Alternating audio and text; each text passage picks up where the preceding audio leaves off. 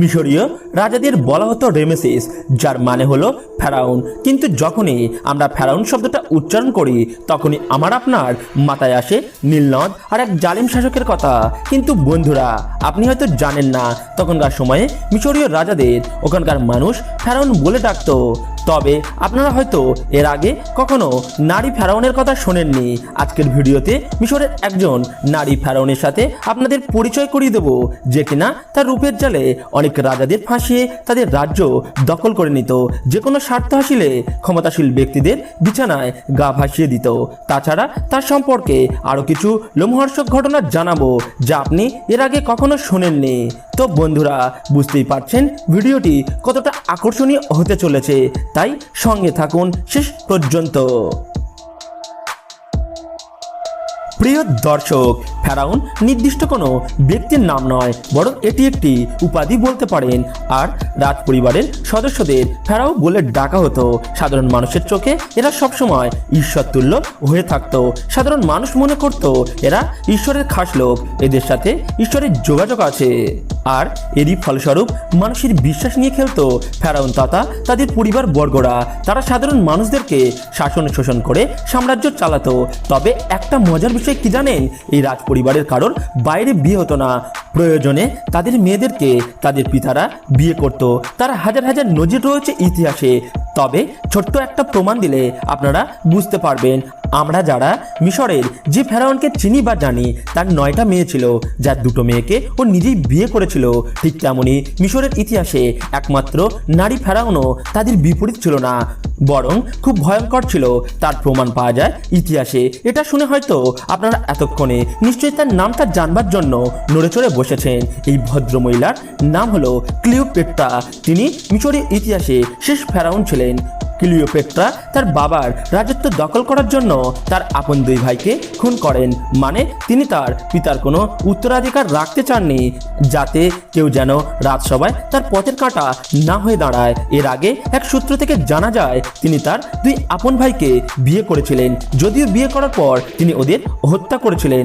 মূলত মিশরীয় রাজবংশের একটা রীতি ছিল, তাদের রাজবংশ ফেরাওদের অন্য কোথাও বিয়ে দেওয়া হতো না, যাতে তাদের রাজবংশের রক্তের সাথে অন্য কারোর রক্ত না মেলে। তারা নিজেদেরকে ক্ষমতার গাম্ভীর্যে আবদ্ধ রাখত। তাছাড়া বন্ধুরা, ক্লিওপেট্রার পিতাও তার আপন 2 বোনকে বিয়ে করেছিলেন। ক্লিওপেট্রা মাত্র 18 বছর বয়স থেকে রাজ্য পরিচালনা করতেন। তারপর 21 বছর বয়স থেকে সেনা সদস্যদের পরিচালনা করতেন। তবে অনেকেই মনে করতেন এই সেনা সদস্য পরিচালনা করার পেছনে ছিল একটা লালসা।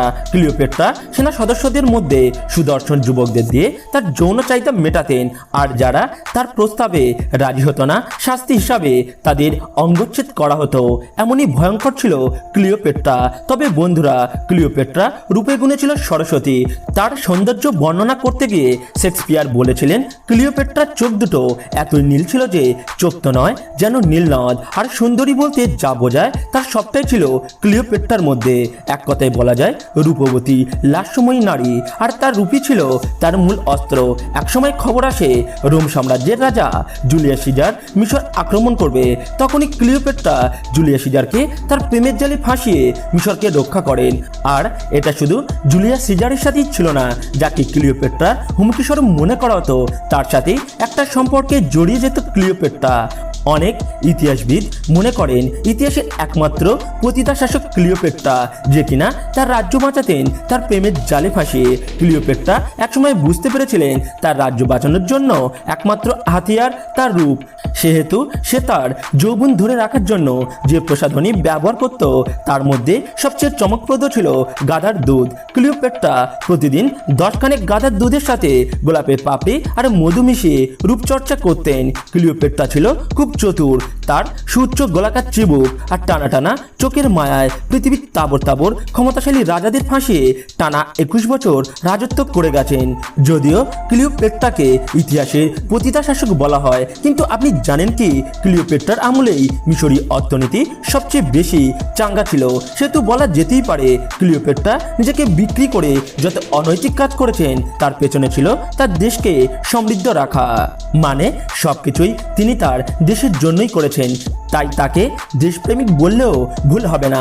তবে এই নারীর মৃত্যু হয় আত্মহত্যায়, কিন্তু কেন বা কী কারণে তিনি আত্মহত্যা করেছেন তা জানা যায়নি। তবে অনেকের মত অনুযায়ী তিনি সাপের কামড়ে মারা যান। তো বন্ধুরা, আজকের পর্বটি ভালো লাগলে লাইক, কমেন্ট ও শেয়ার করবেন এবং আমাদের চ্যানেলটি সাবস্ক্রাইব করে পাশে থাকা বেল আইকনটি বাজিয়ে দেবেন। সাথে থাকার জন্য অসংখ্য ধন্যবাদ।